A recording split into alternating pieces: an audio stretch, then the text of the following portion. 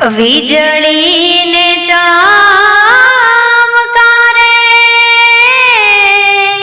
મોતીડા પરોવો પાનબા.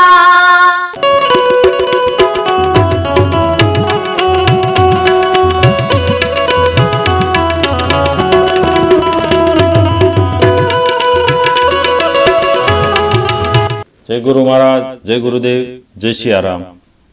હું વૈદ્ય ચંદુભાઈ ચલાળિયા, ગંગા ઉપનિષદ ચેનલ ભાવનગર. તો આપણે તમે જોયું હશે કે 4 પગથિયા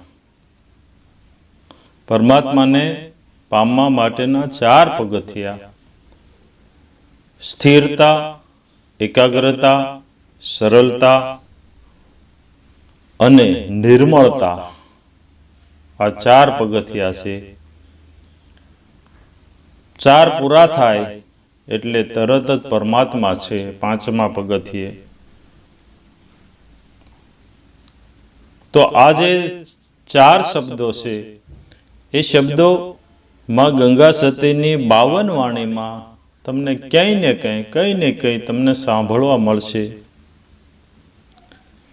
પરમાત્માને પામવા માટેની માં ગંગા સતીએ શાન કરી છે, માર્ગ દેખાડ્યો છે, યુક્તિ દેખાડી છે. તો પહેલું પગથિયું માં ગંગા સતી કહે સ્થિરતા હોવી જોઈએ. સ્થિરતા એની એક વાણીમાં પણ કીધું છે કે મનને સ્થિર કરીને આવો મેદાનમાં. એટલે પહેલી તો સ્થિરતા જોઈએ. એમાં શરીરની સ્થિરતા પહેલી. શરીર સ્થિર થાય તો મન સ્થિર થાય. તો આપણે સ્થિર કેમ થવું? અને પહેલા તો આપણે એ જાણીએ કે આપણી અસ્થિરતા શું છે. કે આપણી અસ્થિરતા એ છે કે ઘડીક આ મંત્ર, ઘડીક આ મંત્ર, ઘડીક આ મંત્ર, ઘડીક આ ભજન, ઘડીક આ ભજન. આ આપણી સ્થિરતા છે. ઘડીક આ ગુરુ, ઘડીક આ વાડો, ઘડીક આ ધર્મ. જ્યાં સારું લાગે, જ્યાં ઝાઝા માણસો ભાળીએ ને આપણે ગરી જઈએ, પાછા નીકળી જઈએ કાંઈક એમાં ઓલું લાગે તો. આ આપણી અસ્થિરતા છે. તો આપણી પ્રથમ તો સ્થિરતા હોવી જોઈએ. એક જ ગુરુ, એક જ ધર્મ, એક જ મંત્ર, એક જ સ્થાન, એક સમય. આપણી પહેલા સ્થિરતા હોય છે. જો આમાં એકમાં સ્થિર થઈ અને પછી એકાગ્ર થવું. પહેલા તો સ્થિર થવું, પછી એકાગ્ર થવું. એકાગ્ર એટલે કે આપણા જે સદગુરુ હોય, આપણા જે સનાતન ધર્મના જે શાસ્ત્રો હોય, એની અંદર જે વાણી છે, એ શાન છે, એમાં સ્થિર એકાગ્ર થવું. કે આપણા જે ગુરુ મહારાજ હોય એ સત્સંગ કરતા હોય અને 1000, 2000, 10 માણસ જે સત્સંગ સાંભળતા હોય એમાં આપણે પણ બેઠા હોઈએ અને ગુરુ મહારાજ જે સત્સંગ કરતા હોય એના મોઢેથી જે વાણી નીકળતી હોય એ વાણી અને આપણે એક થઈ જવાનું. એક થઈ જવી એને એકાગ્ર કહેવાય. પછી સદગુરુ ન દેખાતા હોય, એના હોઠ પણ ન દેખાતા હોય, આપણે જે 10,000 માણસની વચ્ચે બેઠા હોય પણ એ આપણને ખબર ન હોવી જોઈએ. આપણે માત્ર એકલા જ હોવા જોઈએ. આવી એકાગ્રતા. બાજુમાં કોણ બેઠું, કેટલા બેઠા, શું કરે છે એનો પણ ખ્યાલ ન હોવો જોઈએ. બસ સદગુરુના શબ્દ અને આપણો કાન, આ બે એક થઈ જાય ત્યારે આપણે એકાગ્ર થયા કહેવાય. અને આટલી એકાગ્રતાથી આપણે જે આપણા સનાતન ધર્મના જે શાસ્ત્રો છે એની અંદર જે વાણી છે, વાણીને ગ્રહણ કરીએ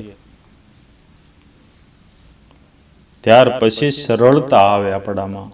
સરળ બનીએ. સરળમાં સરળતા કોને કહેવાય? કે જે મળ્યું એમાં સંતોષ, કોઈ ભાગદોડ નહીં. આ શરીરને જે મળ્યું એ સરળતા, સંતોષ, કોઈ ભાગદોડ નહીં.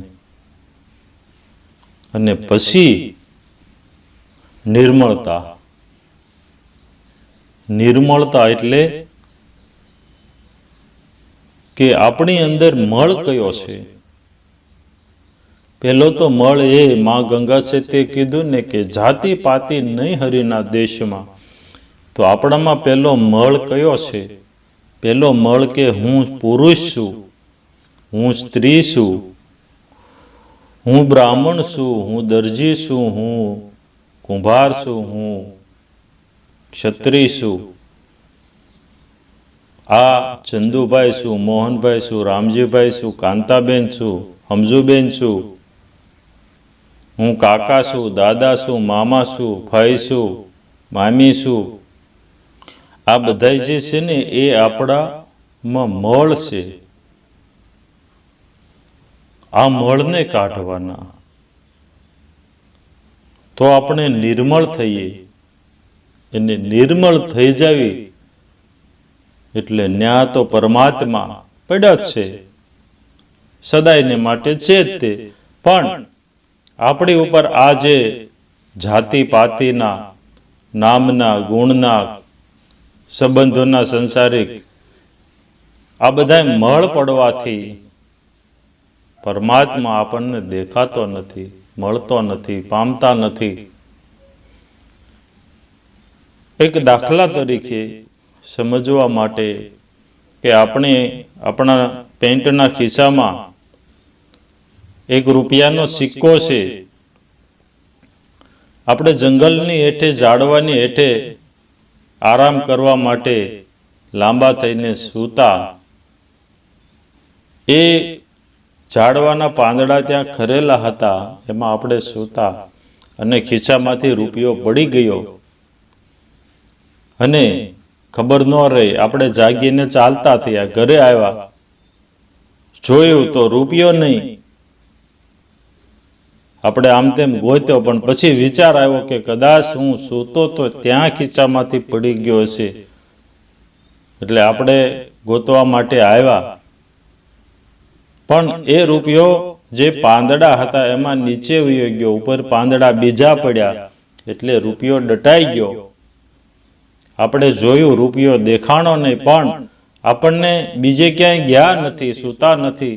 એટલે આપણને નક્કી છે કે અહીંયા જ પડ્યો હશે, લાવ પાંદડા આઘા કરીએ. અને પાંદડા આઘા કર્યા. પાંદડા એટલે મળ.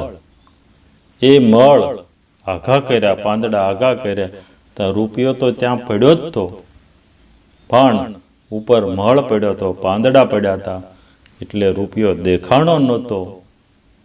એ પરમાત્મા તત્વ આપણી અંદર તો છે જ તે. પણ આ બધા જે મળ પડ્યા છે એ મળને નિર્મળ કરીએ, દૂર કરીએ.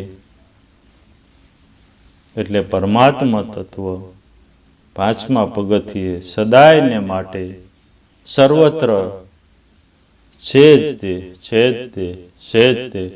જય ગુરુ મહારાજ, જય ગુરુદેવ, જય સિયારામ. જય સિયારામ. ગંગા ઉપનિષદ ચેનલ ભાવનગર માત્ર ને માત્ર માં ગંગા સતી, કળશન બાપુ અને પાનભાઈ આમના ભજનો સાંભળવા અને સમજવા હોય તો ગંગા ઉપનિષદ ચેનલ ભાવનગરને સબસ્ક્રાઇબ કરો અને બેલ આઇકન કરો, જેથી કરી આવનાર નવા વિડીયોનો તમને મેસેજ મળે. જય સિયારામ.